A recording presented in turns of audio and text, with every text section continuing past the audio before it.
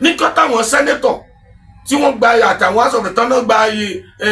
jíìpù SUV kìíní kan tán náà rà ní bílíọ̀nù 150 million àbí bílíọ̀nù ni wọ́n pè tán náà rà ń gbà yẹn. Kí ló dé tí àkókò bá jẹ́ pé lóòtítọ́ òun ni àwọn labour tí wọ́n jẹ́ aṣojú wa tí wọ́n jọ opposition to government kí ló tí wọ́n lọ occupy House of Assembly kí wọ́n ní kò sẹ́ni tí ó lo mọ́tò yìí nínú yín. Wọ́n tó jẹ́ sọ̀rọ̀ wa gangan mo sì ń tẹnu mọ́ òun ni àwọn senator àti House of Rep member. káàbọ̀ sórí ìkànnì wa Pavilion TV. ẹ wò ó gbogbo ẹ̀yin ẹgbẹ́ òṣìṣẹ́ àti gbogbo ọmọ orílẹ̀-èdè Nàìjíríà ẹ̀yin ni mo ní bá sọ̀rọ̀. ẹ bọ́ bí o ẹ wá gbọ́ bó ṣe ń lọ gangan. lórí ọ̀rọ̀ akitiyan iye owó òṣìṣẹ́ iye báyìí lòṣìṣẹ́ máa gbà iye báyìí níjọba lòun máa fún wọn òṣìṣẹ́ yarí báwọn ọgbà àwọn ọ̀fẹ́. ẹnìkan mà ti tàn mọ́lẹ̀ sí òkùnkùn ohun tó dàbí òkùnkùn wọ́n ti wá tú àṣírí yàtọ̀ sí pé wọ́n tan ìmọ́lẹ̀ wọ́n tún tú àṣírí pé kí ló yẹ kí ìjọba ó ṣe kí wá gangan ló yẹ kí ọmọ Nàìjíríà lápapọ̀ ó ṣe pàápàá jùlọ ẹgbẹ́ òṣìṣẹ́. ṣé bí Yorùbá bọ̀ wọ́n lẹ́ni bá mọ̀nà ló yẹ ká tẹ̀lé láṣẹ kàn sí ọba àṣà àti èdè ilẹ̀ Yorùbá ìyẹn ọba Adéyẹmí Olúwafẹ́mi tí gbogbo èèyàn mọ̀ sí ọmọọba Adéyẹmí tí wọ́n tún jẹ́ ọ̀jọ̀gbọ́n nínú ìmọ̀ lóríṣiríṣi tó tún sì jẹ́ apèdè. Bàbá sọ àṣírí ohun tó yẹ kí àwọn ẹgbẹ́ òṣìṣẹ́ ó ṣe. ẹ wá gbọ́ gbogbo ẹ̀yin òṣìṣẹ́ ẹ dákun ẹ máa bá mi share ẹ bá mi pín kọ́wọ́ gbòòrò ayé lọ ẹjọ́ dé ọ̀dọ̀ àwọn òṣìṣẹ́ ẹni tí ó bá gbọ́ Yorùbá nínú wọn ẹ bá mi túmọ̀ ẹ̀ fún wọn jọ torí wípé nínú ìfọ̀rọ̀wérọ̀ tí ọba àṣà àti èdè sọ yìí bàbá sọ àwọn àṣírí ìjọba kan tó yẹ kẹ́gbẹ́ òṣìṣẹ́ ó dì mọ́wọ́. Bàbá wa tún sọ ohun tó yẹ kí òṣìṣẹ́ ó ṣe gangan ìyẹn ni agbára tí òṣìṣẹ́ ní èyí tẹ́ ẹ fi lọ́ọ́ paná tó kó gbogbo èèyàn tí gbogbo àgbáyé ń lò àwọn tó ń lọ hospital ẹ dà wọ́n sógọ̀dù tó bá jẹ́ bí yín bẹ́ẹ̀ ńkọ́ àwọn tó ń lo Uber àwọn tó ń lo íńtánẹ́ẹ̀tì àtàwọn tó ń lo ná gbogbo wọn pátá láì jẹ́ pé gbogbo wa là ń gbowó lọ́wọ́ ìjọba ipé tó bá dijọ́ míì ọgbọ́n kan ń bẹ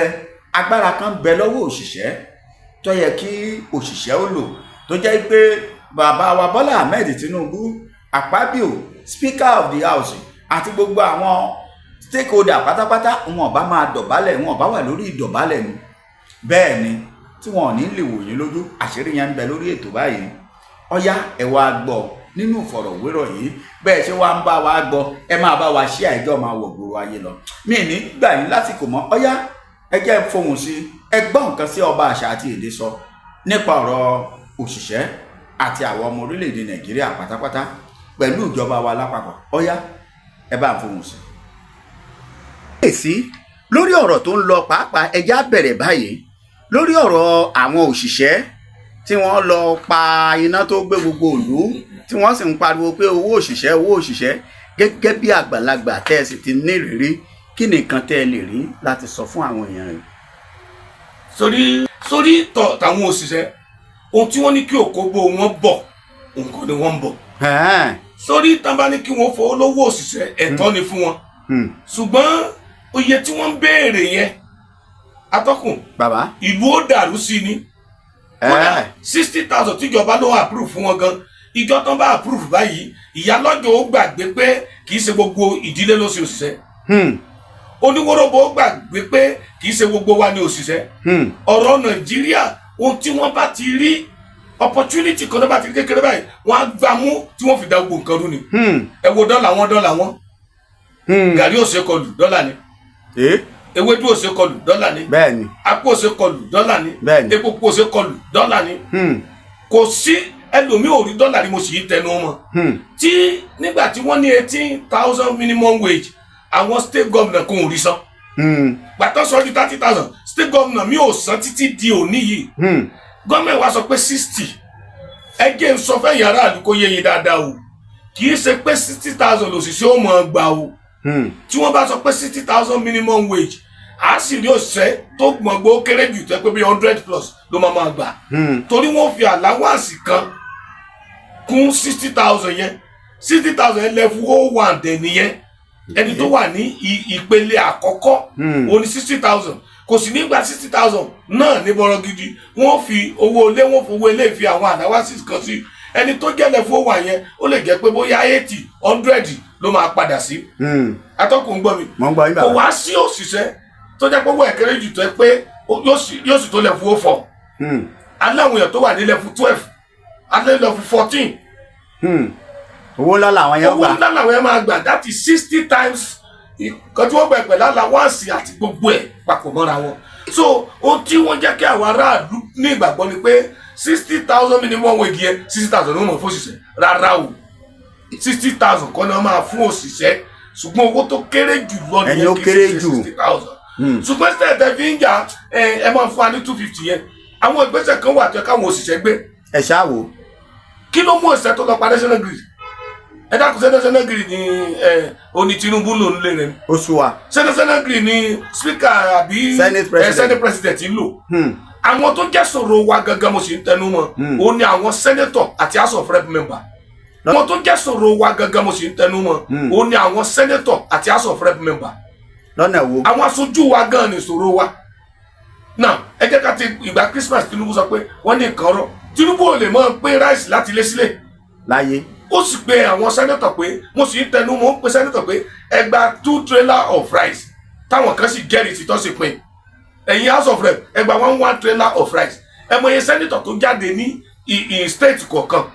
ẹ mọ iye house of rep tó jáde state kọ̀ọ̀kan káwá ní wọ́n pín trailer mẹ́ta ní gbogbo constituency wọn at least 2.5 kg rice ni. bẹ́ẹ̀ni. ṣé kò ní kárí gbogbo àwọn yòó ní sọ pé wọ́n jẹ́ tíra ìdébì kan. bẹ́ẹ̀ni. wọn ò ṣe yẹ o now ẹ jẹ́ kí àwọn òṣìṣẹ́ lọ occupy house kí wọ́n sọ pé àníkẹ́yìn sẹ́nẹ́tọ̀ máa gba level 1 o àníkẹ́ máa gba level 2 ayé ẹ̀gbọ́n bá jẹ́ level 17 òun ló high jù ní gbogbo sálárì Nàìjíríà ẹ jẹ́ kí sẹ́nẹ́tọ̀ kó máa gba level 17 ẹ jẹ́ kí house of rep kó máa gba level 15 sẹ́nẹ́tọ̀ ṣe máa gba 27 million kìíní kan tẹ̀yìn wá ní kìíní ṣé minimum wage lẹ́kẹ́ ẹ̀jà fún ni àbí èyí tó ń ba ìlú jẹ́gan tó ń dà lúrú nígbà táwọn sẹ́nẹ́tọ̀ tí wọ́n gba àtàwọn asọ̀rọ̀ tán náà gba jíìpù SUV kìíní kan tán náà rà ní bílíọ̀n 150 million àbí bílíọ̀n ni wọ́n pè tán náà rà ń gbà yẹn kí ló dé tí àpò bá jẹ́ pé lóòtítọ́ òun ni àwọn labour tí wọ́n jẹ́ aṣojú wa tí wọ́n jọ opposition to government kí ló tí wọ́n lọ occupy house of assembly kí wọ́n ní kò sẹ́ni tí ó lo mọ́tò yìí nínú yín ǹjẹ́ pàṣẹ sẹ́nẹ́tọ̀ bíi mẹ́ta kan sọ pé àwọn ò gbà. bẹ́ẹ̀ni. wọ́n dá padà wọ́n ní kí wọ́n fún ọ ní owó ẹ̀ka fi túlù ṣe ṣé wọ́n fi túlù ṣe lóòótọ́ bàbá lè fi túlù ṣe kí ló dé tí àwọn aṣojú wa kí ló dé tí wọ́n jẹ́ ọ̀tá aráàlú àwọn atọ́kùn minimum wage 250,000 kò lè ran aráàlú lọ́wọ́ torí bàbá ní minimum wage 250,000 ṣé bá ń pariwo gàrí jẹ́ 1,000 kìíní kan pa rọ́bà nísìnyí wàdà yóò di 5,000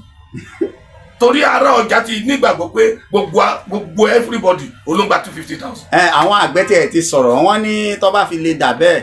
pé àwọn máa ta ẹyin kírètì kan ní 10,000 12,000. wọ́n ti ń ta ẹyin ní 4-5 sí. wọ́n wá ní yóò di 10,000. ó náà mo soso tó bá ní 60,000 yẹn kò gba 60,000 naira 60,000 kọ́ lówó tí wọ́n mọ̀ ọ́n gbà. ẹ gbọ́ mi mo sì ń ṣàlàyé fẹ́yìn aráàlú ká má jẹ́ kí wọ́n ó tàn yín ká má mú yín ní búbù ẹni tó sì wà ní level 1 yóò sì máa gbà tó 70,000 80,000 kò dẹ̀ sí òṣìṣẹ́ tó jẹ́ òṣìṣẹ́ ìjọba tí ó yẹ pé wọ́n bẹ̀rẹ̀ ní level 1 fún èyí tó kéré jù level 3 level 4 náà máa fi bẹ̀rẹ̀ fún wọn alẹ́ yìí tó wà ní level 14 tó jẹ́ pé already lọ́wọ́lọ́wọ́ báyìí pẹ̀lú 30,000 minimum wage take home rẹ̀ sì lọ bí 3 to 400,000 so tó bá di 60,000 yẹn take home rẹ̀ sì máa lọ bí 600 500. bẹ́ẹ̀ni. so àwọn tàn wá pẹ̀lú gbogbo tí wọ́n ṣe yìí ni wọn ò fẹ́ kí kòun rórí ni ẹ dákun abẹ̀yìn strike kò affect ìjọba àwọn aráàlú olóhùn affect nígbà ní kí táǹkà mọ́ lóde epo mọ́kọ́mọ́ tepo ṣé Tinubu àti ẹbí rẹ̀ ń repo nílé epo ni. láyé. kódà kẹ shut down national grid kẹ shut down national petroleum kẹ shut down gbogbo àgbáyé kò affect senator kò affect president kò affect local government chairman gan. bẹ́ẹ̀ni. toró mọ ẹni tí ó pè tí wọn kà àwọn èmi gan tí mò ń sọ̀rọ̀ ó níbi tó lè affect mi mọ́. torí nígbà strike wà ó ní ọ̀gá ilé epo tí máa pè pé mo ní ìdí epo ta ní bàbá ẹ máa gbé mọ́tò yín ẹran ọmọ kó máa gbé bọ̀ gbogbo epo tí mo fẹ́ ni wọ́n á fún mi bẹ́ẹ̀ táwọn common people tó ń jìyà yìí bàbá kan sọ ẹkún lórí rédíò jèlò ẹran tí àwọn tí ò lè rówó yọ ẹran tí àwọn tí ò lè ṣe kiri kan mọ iye tó ń pín lójúmọ́ it's affecting many people mo mọ iye èèyàn tó wá ń bá mi lójúmọ́ pé ẹ dákun bàbá àti jẹ àti mo ní so many things ló ti change ní Nàìjíríà bẹ́ẹ̀ táwa ọmọ ìlú yìí àwa tá a jẹ́ olórí òṣìṣẹ́ yìí wọn ò ṣe torí àwa mẹ̀kúnnù nítorí ìdí méjì ni torí àwọn ara wọn gangan fún ara wọn ẹlẹ́ẹ̀kejì kíjọba ẹ̀ mọ́ bá lórí kọ́ má bàa rí ṣe torí àwọn ìgbésẹ̀ kan wà tíjọba ẹ̀ gbé tẹ́ pé kò sí ìjọba tí ò bá ní títa mílíọ̀nù pé ìlú gbọ́dọ̀ da kò ní gbé àwọn alátakò àwọn sabotá wọ́n wà káàkiri pé bàbá yóò dé rí kíní ìṣẹ̀ṣẹ̀ kí ló dé táwọn aráàlú ò lè dìde ká gbógun ti àwọn irú àwọn yẹn